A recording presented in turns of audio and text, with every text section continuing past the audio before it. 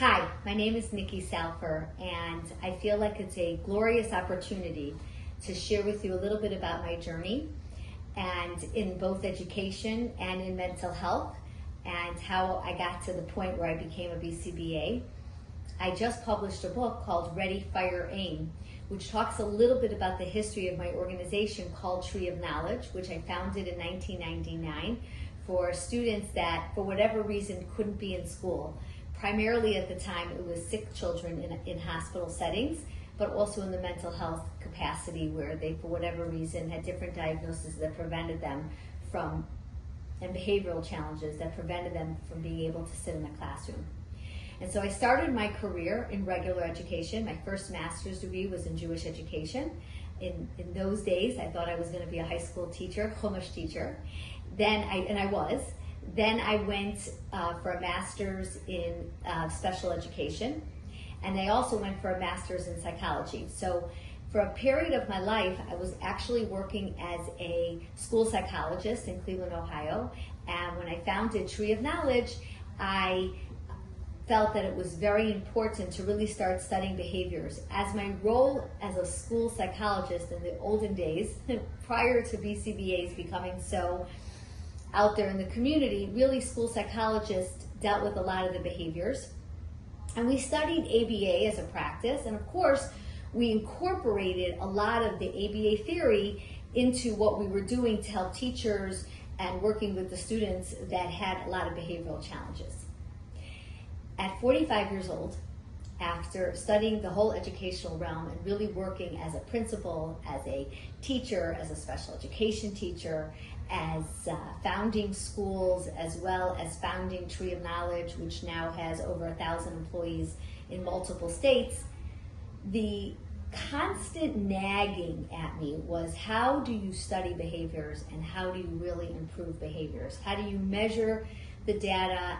And I sat in so many meetings, some of them were lawsuits, and I started realizing, wait a minute, the way the BCBA ABA track looks at behaviors, the way they measure it is a little bit more accurate, because I think one of the struggles that I had throughout the entire educational career that I've led is, how do you measure behavioral data? How do you show a parent, a principal, a child that they've actually done better? And I kept having that nag. In my book, I talk a lot about it because the Ohio Department of Education, the Federal Department of Education were constantly coming into my charter school of special ed, and they kept asking me this question, like, how do you show that you're making behavioral change? And I remember sitting in the meeting with all these PhDs, looking at them like, how do you measure behavioral change? And it was during a lawsuit of a child with autism that I started learning about the concept of becoming, that there was this thing called a BCBA, there was this thing called doing a functional behavioral assessment.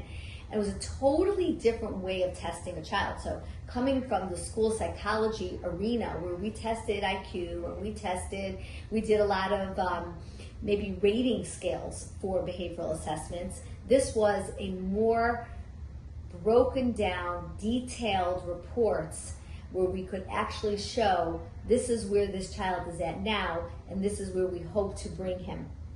And so at 45 years old, after having 3 master's degrees, I went back and took the 6 courses to become a BCBA. I will tell you that the greatest challenge of going and doing those courses, where I felt like I felt like it was Chinese. I thought going into the courses that I would, of course, know everything. I was a school psychologist, had 2 master's degrees in education.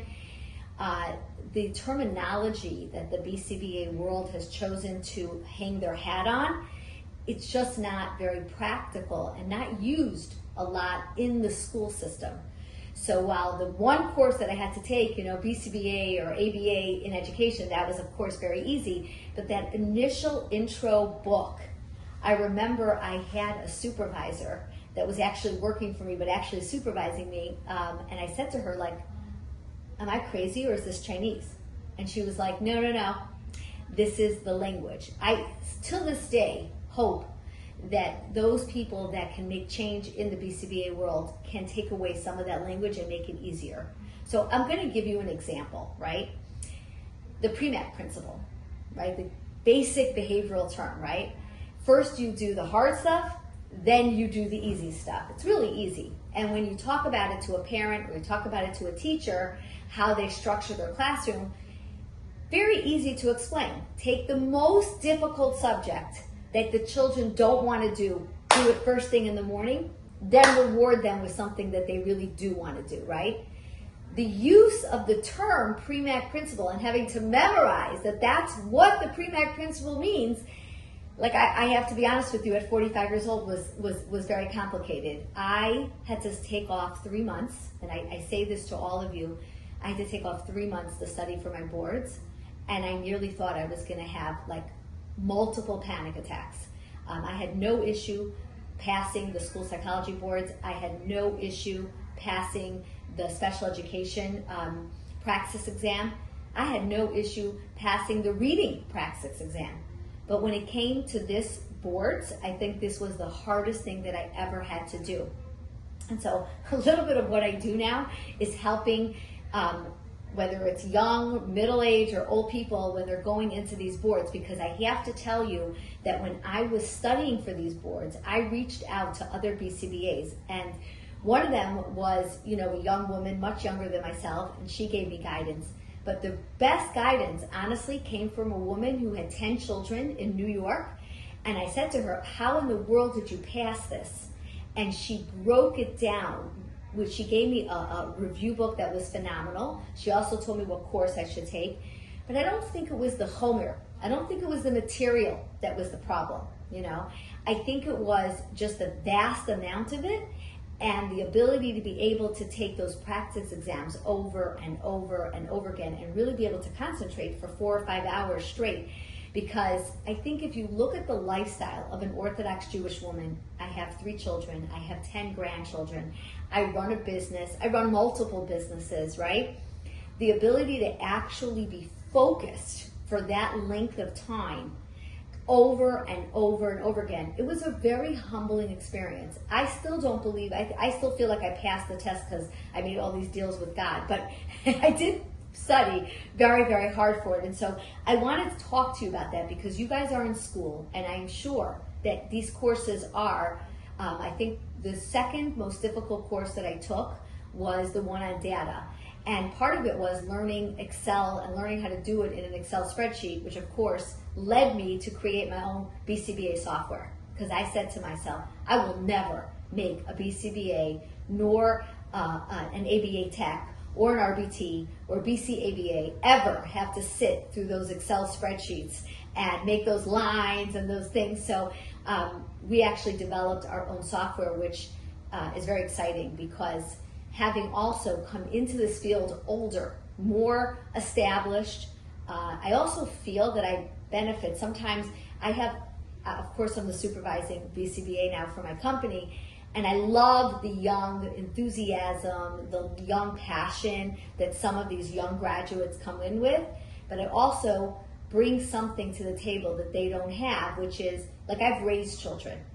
And I know what it's, I always say to myself, if I'm so happy that when I was raising my kids, no ABA person told me what to do, because I would have been like, it's so overwhelming. And so I understand that and I appreciate that. And a lot of these techniques I have used on my grandchildren, so they've been ABA'd. And but some of it also is like what really works for a religious family. And so it's very nice to come in and do parent training and be like, yeah, you got to do this and you got to do this and you got to do this and you got to do this. But you also have to know the generation that we're dealing with. You have to know how many kids they have. You have to know what cultural background.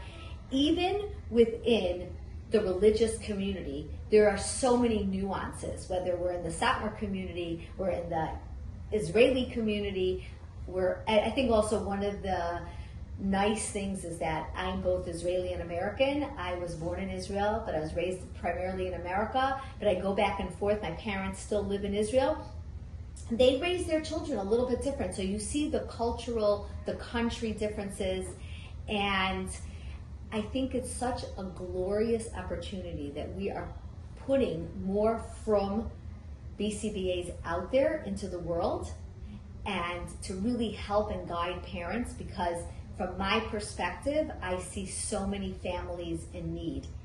But the one thing that I want to end with, and this has been my passion, I have been dealing with children with autism and Down syndrome and all kinds of genetic diseases probably for the last 20 years.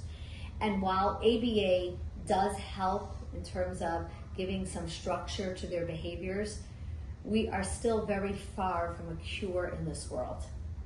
And I always, when I speak to my staff, remind my staff how important it is to have care. No degree in the world, no BCBA boards, nothing can give you that extra care. And that is something that I want to leave you with. You are walking into families that are in crisis. We hope that we can give them some hope. We hope that we can make their lives easier. But at the end of the day, we have to care for these kids, for the parents, and for all the caretakers who take care of them. Good luck and thank you.